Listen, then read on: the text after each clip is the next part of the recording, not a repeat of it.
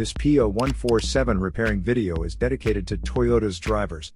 If your Toyota is getting a P0147 error code, this video is going to show you one practical solution to fix the error code at home. Use the Zeus app to scan your vehicle and see the error code P0147.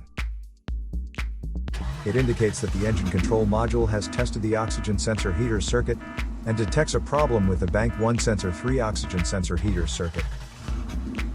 Here are one of the most practical solutions to fix Toyota's P0147 error code. Method A, the oxygen sensor. This oxygen sensor is located right after the catalytic converter.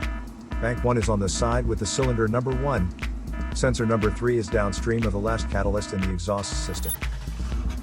Visually check the oxygen sensor's electrical connections, wire harness, and metal tabs for any damages. If damages are found, then replace the oxygen sensor.